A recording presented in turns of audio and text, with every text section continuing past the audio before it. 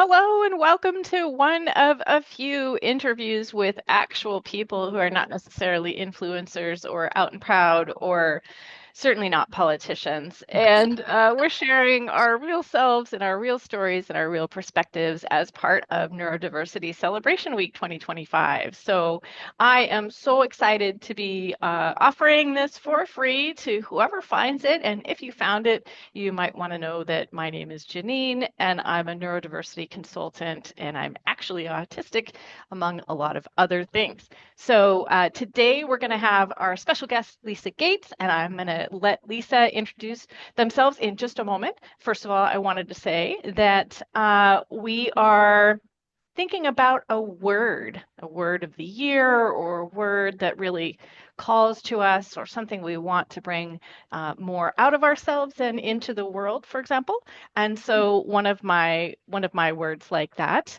is catalyst. So a lot of people say that I am a catalyst, and then a lot of people have thoughts about what that means. Basically, change agent. And the other thing is that we're going to be talking about how conversations matter, and especially conversations about things that matter. So over to you, Lisa, for a quick intro. Sure. So I'm Lisa Gates. I get to do a whole variety of things in my daily life, including hang out with you, which is great. Um, so I work at, of course, I'm going to be croaky today. I That's work at fine. Selkirk College is one of the things that I get to do, and I teach in a program that's an introduction to disability studies, but also trains people to be support folks. And I like to draw, and so I get to do that for a business as well. My word that I've been focusing on or sort of trying to stand in and live in for the last couple of years now, this is my second year, is equanimity. And the reason for that is it just is a way to kind of speak to being centered when things are difficult, I think, or even when things are amazing, just to keep that wonderful centered thing going on. Awesome. Yeah. I love that so much. hmm It is such a I'm not surprised to hear that that's a word that matters to you, Thanks. because as we often talk, I can't stand small talk, so I want no talk or big talk, and that's hmm one of the things that we get to enjoy together. And Yeah. also, not at all surprised to hear that we're going to talk about conversations and how those matter and how words matter and being authentic and being able to be authentic matters. So, tell me a little bit about uh, one of the aspects of navigating this space and creating these spaces. So I get to do a conversation series I host at Selkirk, but it's open to the community. Anybody can come, and we've had a lot of folks who are former students or parents or who work in the community or community members join us, as well as people from the high school in the area and different things. And I do these. Host them probably once or twice a month, depending. And this is our second year doing that as well. And with that, it's really been growing into a space where people can communicate in the ways that are most authentic to them. And within that, we see a whole variety of different ways that people communicate. There's not this policing of reciprocal things, or there's not a kind of adherence to a need to communicate in a specific way in order for it to be valid. And with that, what we see is this amazing blooming into joy that happens between folks in that space as they get to be their authentic selves, seen as their authentic selves, and communicate as their authentic selves.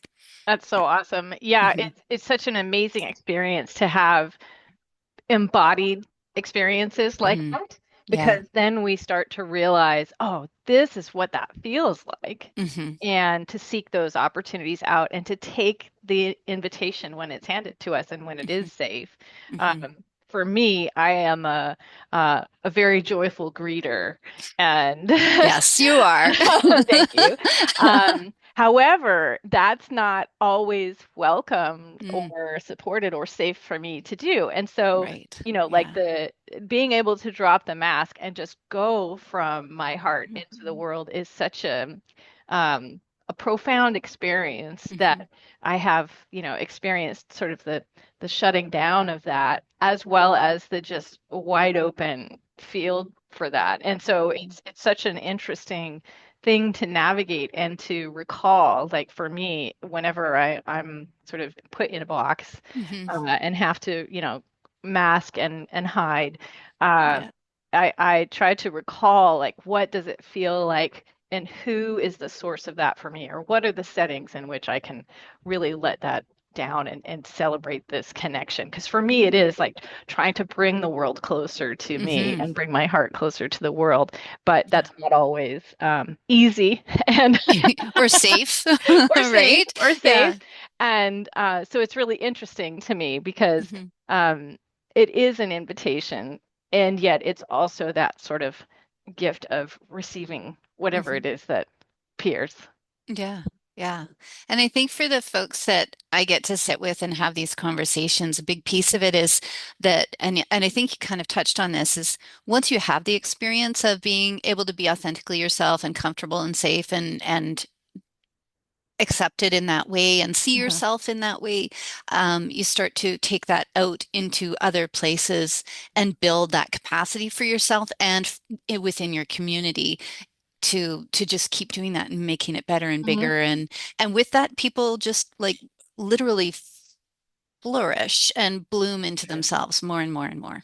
It's true. And it's so Yeah. encouraging. And, I used to work with kids and teens quite a lot. Hmm. And, it's so sad to me when I encounter even a little kid who's very Hmm. kind of walled off, Hmm. and it doesn't take much. I find it doesn't take much to build the trust and rapport and kind Hmm. of, come out and play, and that maybe you can't be that way with every person in every setting, and boy, I wish we could.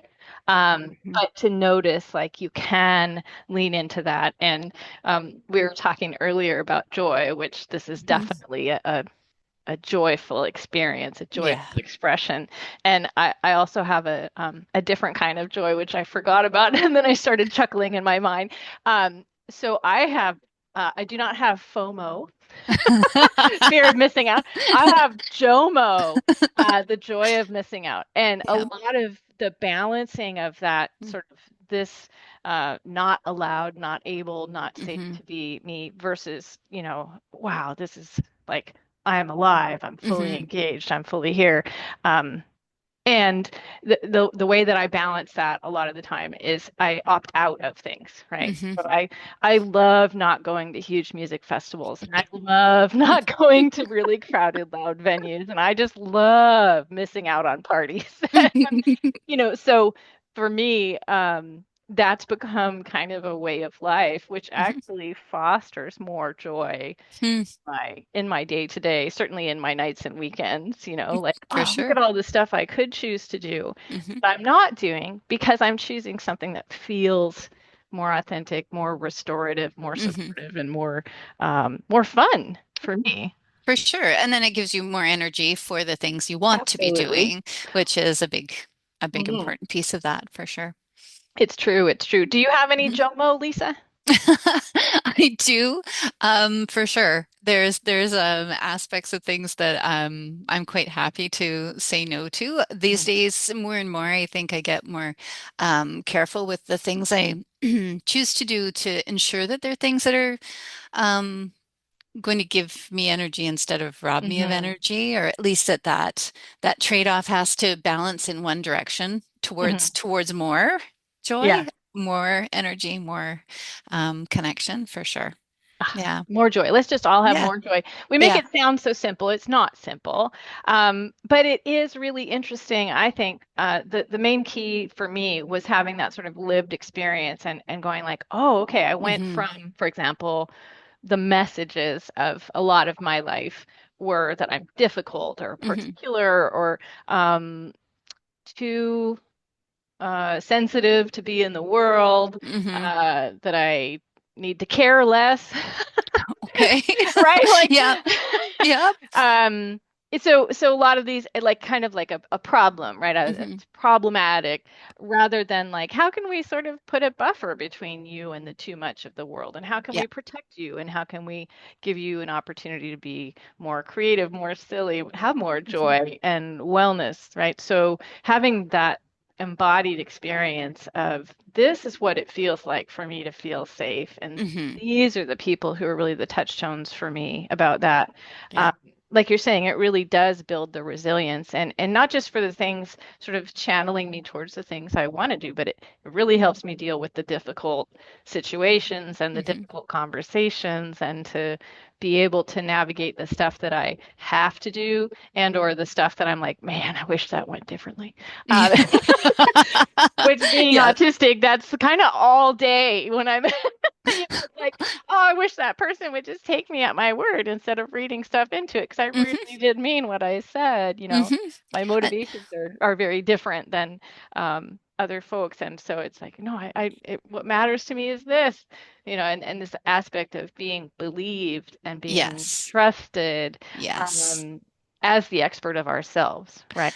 Yeah. And I love that you went there because as you were saying that, that was a big piece that I hear over and over again in the conversations that I have around um, just being a person with disabilities in the world and the sort of fluctuating Mhm. capacity of what that can mean. Like one day, you are going to go out, you are going to go to the big loud thing, and another day you're just not. And that people need to believe that because you're saying that it's true, Yeah. and that and not to be like, well, yesterday you went to the big loud thing, so why are you not doing it today, kind of thing. Yeah. And just to accept that we know ourselves and you know yourself, and to just yeah, accept that as at face value.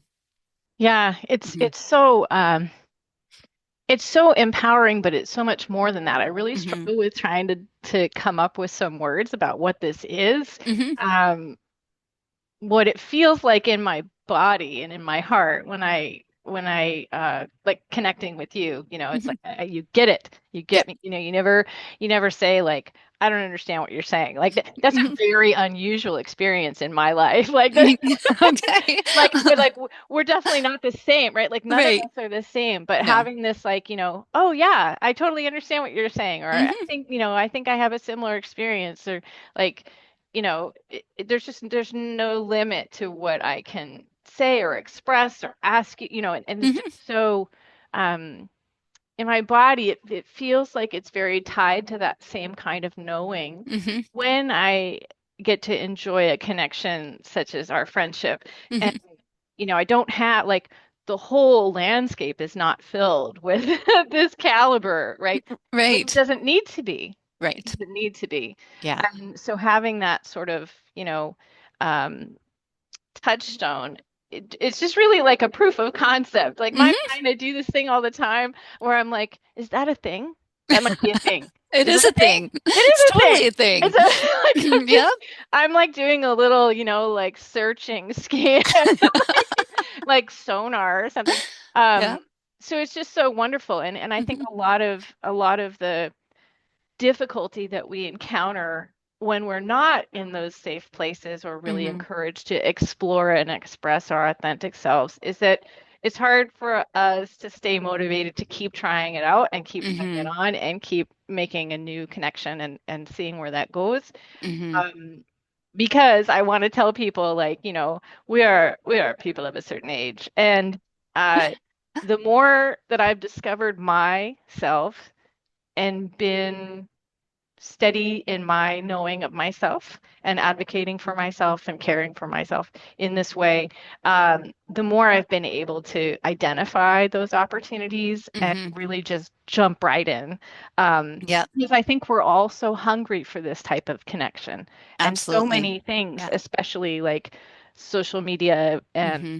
sales and marketing, so many things Hmm. present as like, you want this? We can give you this, but they want to take, right? And Right. Right. really just that like you're saying like having that one way sort of nourishment and Hmm. and supportiveness, and that to have that in relationship is so precious and rare, and honestly it makes me feel like skipping around on the days so thank you for that.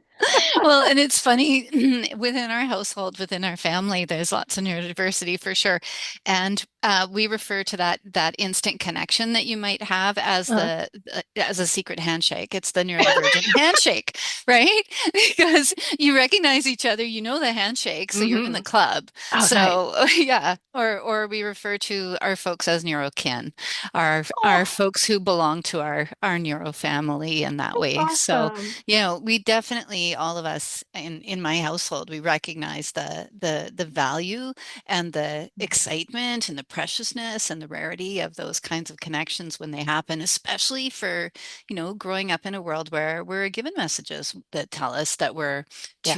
to what fill in the blank, Yeah. to something, right? Whether it's We're not something enough. Yeah, yeah, exactly. There's this never measuring up, regardless of what you try to that's do, true. and the amount you put into that, amount of effort that goes into that. It's just never going to meet those unattainable standards because it's just not who we are. So, Yeah. And yeah. I don't think it is really anybody. I think it's really the ability to, I used to try to, so I don't fit in. Mhm. Surprise. I don't fit in. I never fit in, and I don't want to fit in, and I don't Mhm. want that to be the metric, right? Right, right. But I've really encountered a lot of this has been a thing. And so looking back, now that I've been able to unmask and understand and advocate more, it's been really challenging and interesting and meaningful for me to look back and try to come up with some words to describe to other people what that was like for me to do to Mhm. try, not try to fit in, just try to sort of survive in the workplace or Right. an open office plan is basically a minefield for me. Yes. And Yeah. so Hmm. the word I came up with was I would contort myself. Yeah.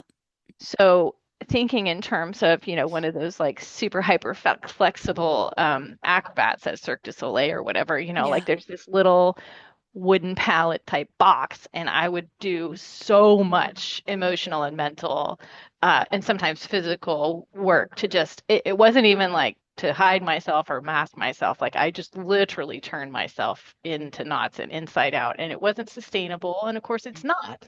No. But No. a lot of the neurotypical biased environments really Hmm. push us to do that. And I think it's important to help people understand, especially like everyone masks and everyone has to sort of put on appearances, Hmm. think about like the teacher lounge or the holiday table or the political conversations. Um, Yeah. like we Yeah. actually want to fight all the time, but we end up doing it because we're kind of like holding the stuff in front of us, and so Hmm. it's so hard to, for me, I go in as much without that stuff. And so it, as you can see, like that would not be the wisest move. Um, there's nothing so irrational about me as my like, I'll give you a hug. Like Yeah. I can't help it. Hmm. But it's so hard for me because I want other people to Hmm. drop that, and it's not my decision, right? Right. Yeah. And even Yeah. even if I am a safe space, Hmm. uh, it's also not my decision to Hmm. say I'm an ally or I'm a safe space. It's up to that person to decide about Exactly. me, right? Yes. So Yes. so this is the other piece of it is like this is why I think it's so important to keep looking and keep trying Hmm. and keep allowing ourselves and others the flexibility and patience to explore and express ourselves Hmm. and themselves. Yeah. Absolutely. Mm. Yeah. What came to mind just now? I love it when you do that. What it's like seven thoughts came at the Yeah. same time, yeah? Ding, ding, ding, ding, ding. Yeah.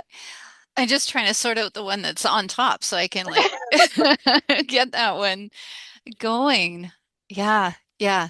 Well, and I guess the thing that's coming up for me about that is within the sort of the conversation series that we've been doing, it, in terms of thinking of it, when you're saying, I don't get to choose to use the label ally. Ally is Mhm. what is a label given to me by people who feel safe with me. I Yeah. wholeheartedly believe that. And what we see in our a conversation group is a co-creation of the Mhm. space, right? I mean, as a host, I can come in and have an idea of what I'd like from it, Sure. but unless the folks who are there actually feel that and co-create that together. Like we had a new person join us last week who's never been to our conversations and Oh. um, was worried that they weren't going to say things exactly right. And Mm. and it was just really kind of gorgeous to watch the group take that on and be Aw. like, oh no, you don't have to say it right, and certainly not the first time. And yeah, if you don't feel like you got it out right, just try again. Aw. We're not going anywhere, kind of thing. And to, but it was just really, really wonderful for the whole group, I think, to be able to invite this person, embrace them the way they were showing up, and let them know in a really real and a way that has legs, that Yes. they actually were going to listen, going to be interested in what they had to say, and weren't on any specific time schedule or communication wave that had to be delivered in a certain way in order to be accepted. Yeah. It was Yeah. it was really powerful. And one of the people turned to me and said, I wish we could do this every week. And Oh, I feel that way. I wish we could do it every week with this, because yeah. the people who come are all different ages, all different That's right. abilities, all different backgrounds, and that's sort of the thing that brings them together, is wanting to have these deep, deep conversations. Yeah, and that connection, right? Hmm. That's actually how community is built. That's Yeah. actually how change happens. And I'm Yeah. I'm so thankful for what you do and what you Thanks. represent. And, so much of, I think, as community members and, organizers or the makers of things, right? Hmm. Like the catalysts in community, so much of what I feel I do is it's not about me, it's about me creating the structure and the container and Yeah. the motivation to get you there.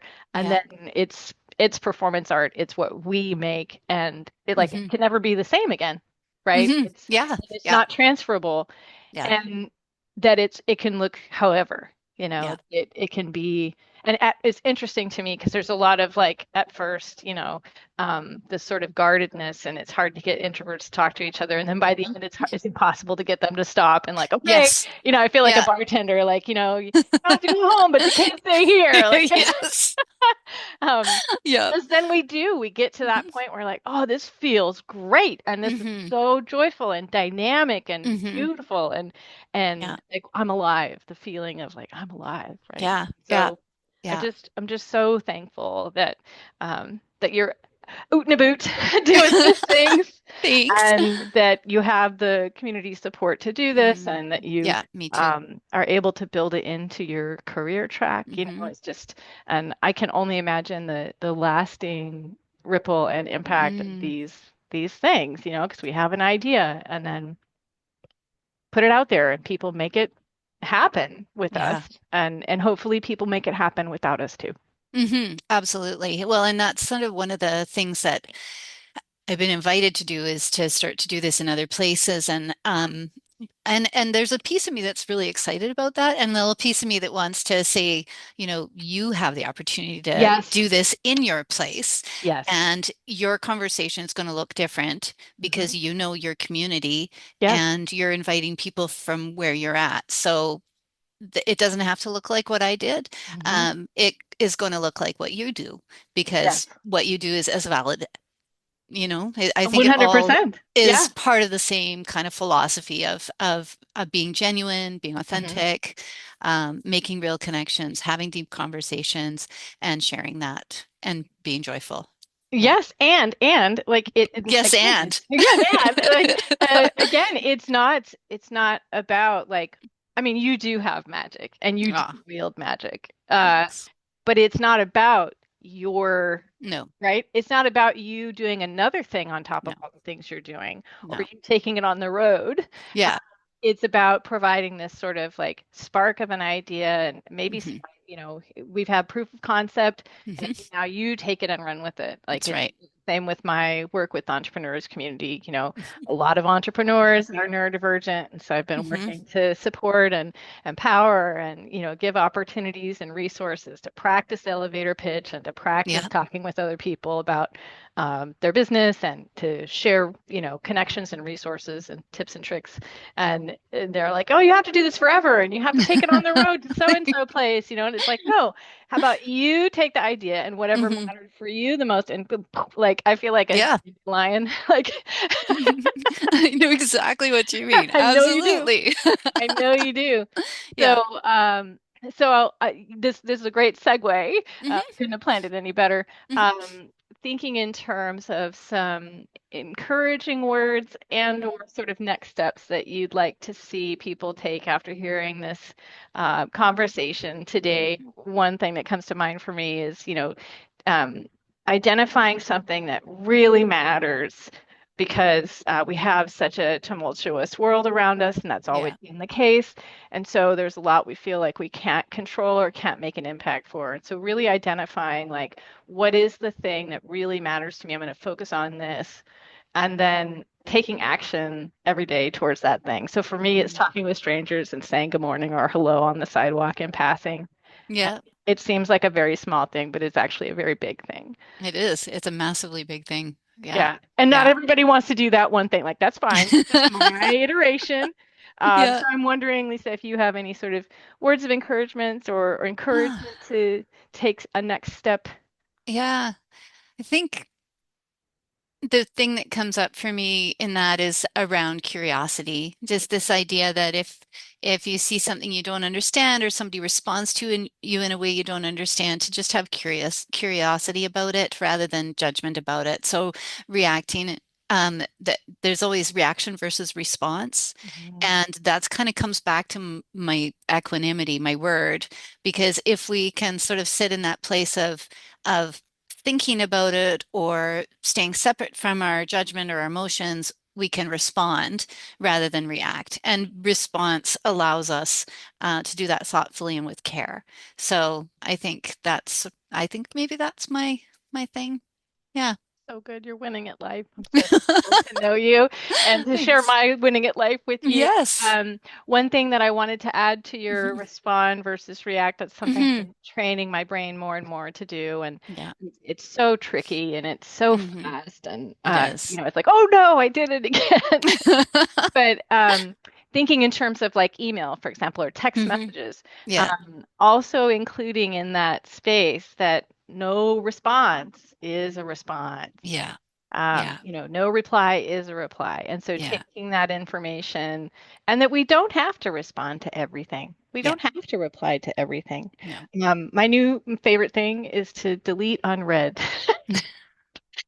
There are just some things I get that I don't Yeah. need, I'm this is a new JOMO for me. Yeah. So I invite you to do that if that feels good. Excellent. Um, Yeah. I had to keep that in oh my gosh. mind. Delete Uh, unread. Delete unread. I mean, because there's a lot of stuff that's like spam or whatever. Hmm. Just don't even open it. Just Yeah. look at all Yeah. the time and energy I'm saving for the rest of my life. Yeah. For the good Um, stuff. yeah, yeah. Hmm. Oh my gosh, Lisa Gates, thank you so much for all that you do to spread neurodiversity celebration and equanimity and joy in the world Thank that we you. occupy and even in the world that we don't physically occupy. Thanks. I'm just very, very thankful to have you here today. And there will be some more of these things, but we'd love to Yay. hear from you. And if you have any questions or feedback, please feel free to check out JanineLillian.com. And I strongly encourage you to copy and paste because apparently even my spelling is unconventional. Thank you so much and happy Thank you. Neurodiversity Celebration Week. Thank you.